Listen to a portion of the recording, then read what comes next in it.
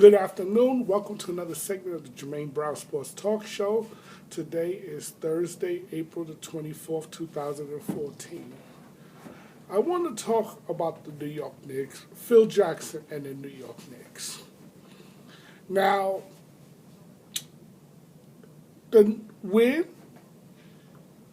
after the season, when Phil Jackson made the move to fire Mike Woodson on Monday, the media, particularly the New York media, focused in and talked a lot about the Woodson firing. But to me, that was not the important firing because it was known that Woodson was a goner. Okay? That wasn't important because why? Anytime a new guy comes in to take over an organization, they tend to make the changes. Usually the coach is gone anyway. But there was a more significant firing that took place that same day, and it got very little mention from the New York press until about a day or two later. And that was the firing of Herb Williams. Now, for those who don't know who Herb Williams is, he's been a long-time assistant for over a decade, okay, with the Knicks. He was the backup to Patrick Ewing when he was as a center in the Knicks in the 90s. And then he's been a head assistant coach / head coach on interim head coach on occasion since 2003. Now, why is this important? He survived 6 different administrations. And what I mean administration, 6 different head coaches. I call head coaches an administration. When do you know an assistant to survive that many administrations if he's not loyal or close to the boss, the head guy, the owner, the big cheese as we call it? So for Phil Jackson to fire Herb Williams, this tells me, and this should tell you, that Phil Jackson is the one really running the Knicks, not James Dolan. Yet now the media wants to say, well, James Dolan is not happy with the moves that Phil Jackson has made. Okay, I don't expect James Dolan to be happy with the moves Phil Jackson has made. When they gave that press conference the day that Phil Jackson got hired, he never said, even though he said he was ceding control to Phil Jackson, he never said that he was going to just willy-nilly approve and just agree with everything Jackson does. All he said is that Jackson will have the final say. But he never said he was going to like the moves that Jackson was going to make. So therefore, I got no problems if James Dolan have a problem with Phil Jackson firing Herb Williams.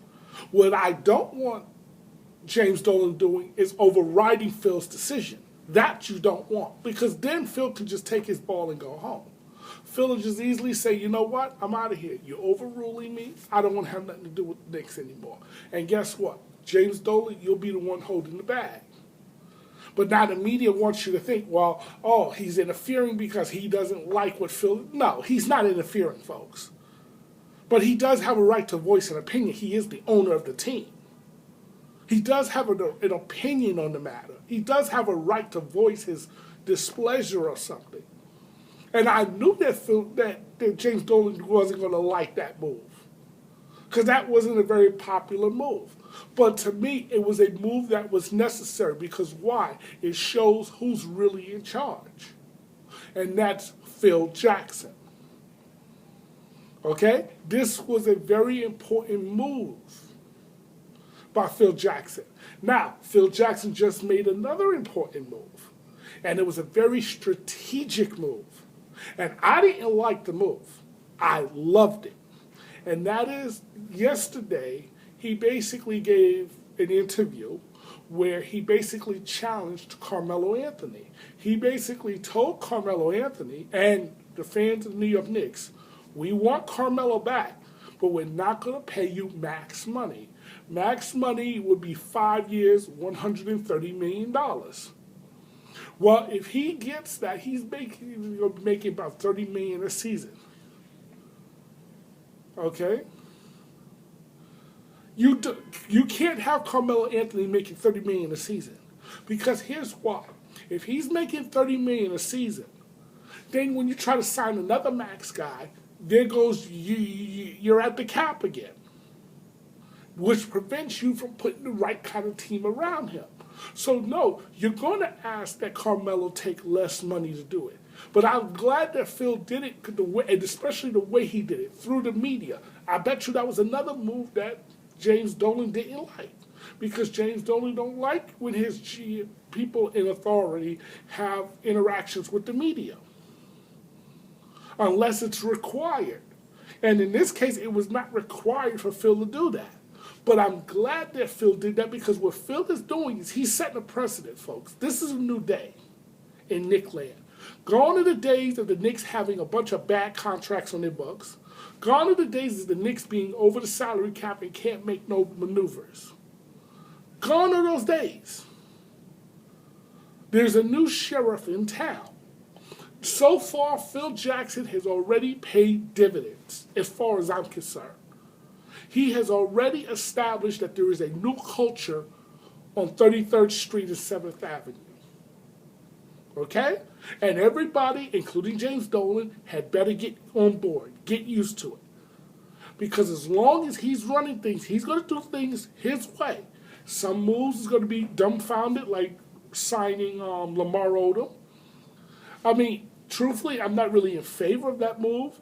Lamar Odom hasn't been relevant for the last, who knows how, God knows how many years. To me, he had so much untapped potential that basically he wasted it away. He didn't work hard. Now he's a drug addict. But because his familiarity with the triangle, Phil Jackson brought him on board.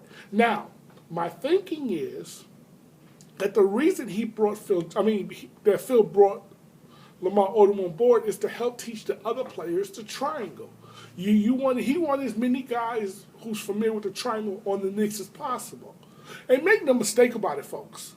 The system that the Knicks will be running is the triangle. Phil Jackson told a lie on the day that he got hired. Oh, no, I'm not married to the triangle. Yes, you are, because here's why. That's the system you know. So you're not going to let some coach come in and run an entirely different system that you're not as familiar with. But the one thing we do know about Phil, he is a straight shooter. Phil will tell you how he feels about issues. See, and by sending that message to Carmelo, he put Melo on notice. You're not going to hijack us. You're not going to force us to overpay to keep you. And the way he did it was smart, because he mentioned guys like Tim Duncan and LeBron James. Notice, he mentioned guys who are champions, who took less to stay with their team or go to another team, who took less money so they can win. So basically, if Carmelo refuses to take less money, that would make Carmelo look really, really bad. So you can best believe this coming season, Carmelo is not going to get max money. It doesn't matter if he's in Houston or the Bulls or with the Knicks. He's not getting that $130 million. He'll see about 80, 90, maybe 100 million. Knicks, here's what I'm offering him. 5 years, 100 million. Okay? I might go as high as 110. That's the highest that I would go.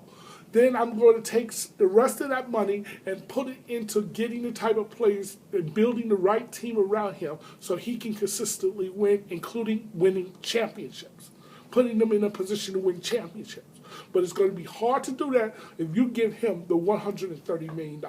So therefore, I'm not paying that if I'm the Knicks. I will let Carmelo walk before giving him the full 130. And that's basically what Phil Jackson was saying. If Melo have a problem with that, take your talents to Chicago or Houston or LA or wherever else. Because if you're about the money, then what you're saying is you're not about winning. Winning is secondary. And for some guys, okay, if winning is secondary, that's fine. If you're about chasing the almighty dollar, that's fine. But I don't want you here. You don't belong here if that's what you're about is the money. Okay? Now, I want to talk about Frank Vogel and the Indiana Pacers.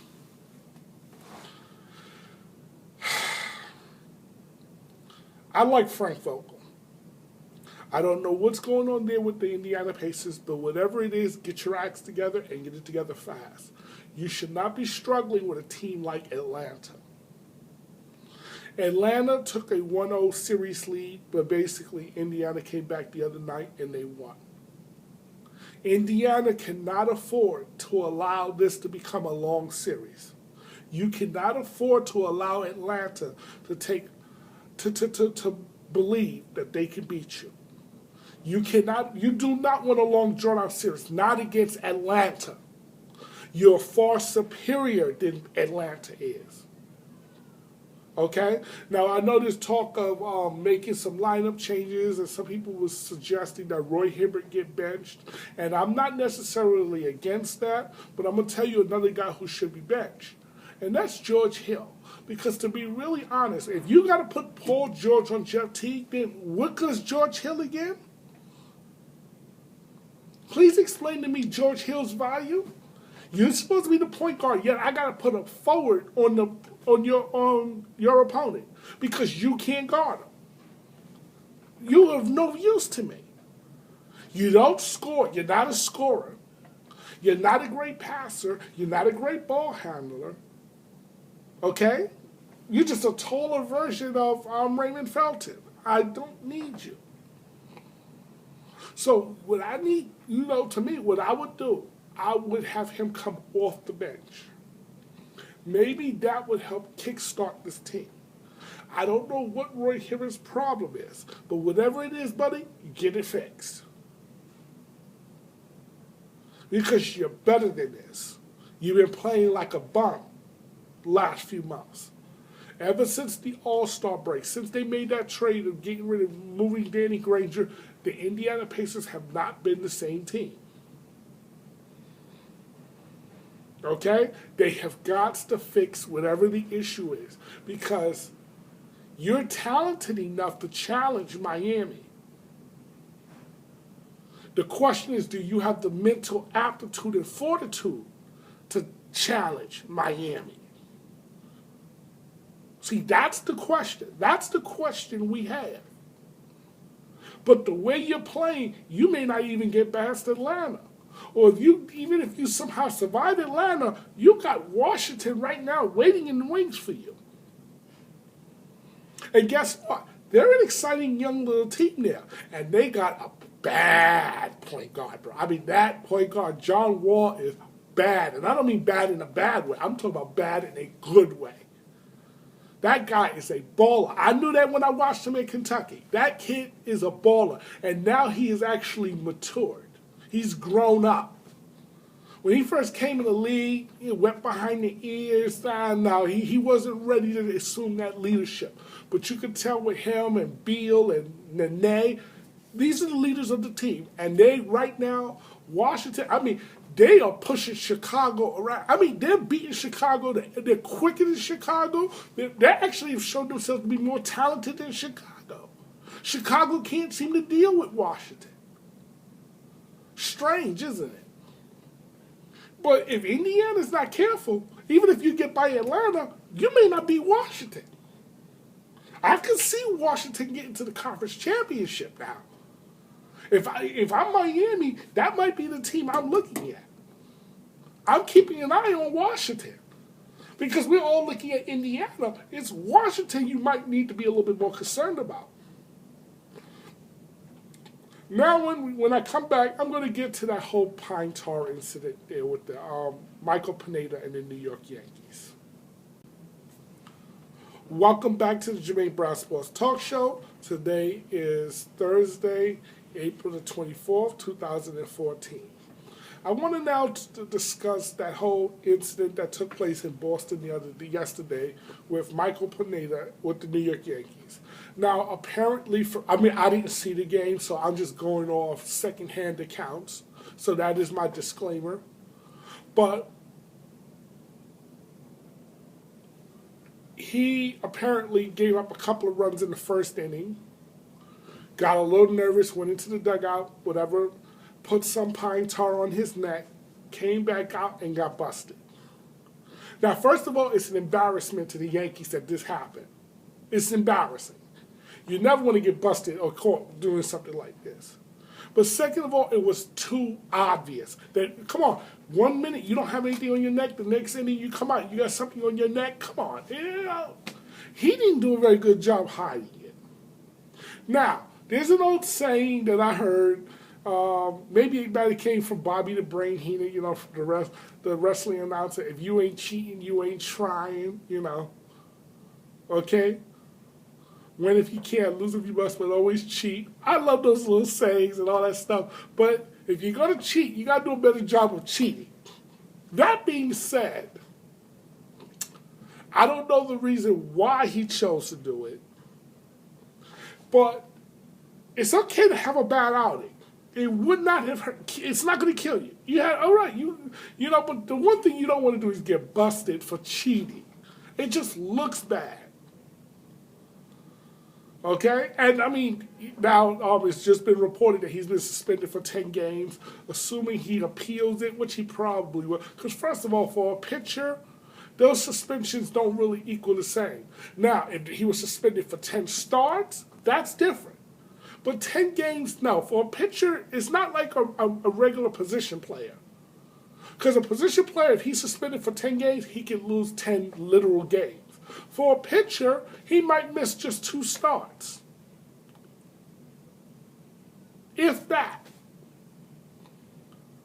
He might miss 2 starts, if that, assuming you're a starter. He might miss no more than about 2 starts. So, really, for their pitcher, that's the equivalent of a 2-game suspension. See, baseball, they got these little funny quirks about them. But that's what's really going down. And so, I mean, it's embarrassing. And the Yankees, they're going to take some negative publicity because on the road, the fans are going to give you a little, you know, they're going to jig with you a bit, you know, call you a bunch of cheaters and, you know, pine tar, steroids, you know, yeah. It's going to be negative publicity for a while. Hey, you just got to have to suck it up and deal with it. That's just the way it is. I want to thank you for watching another segment of the Jermaine Brown Sports Talk Show. Have a great evening.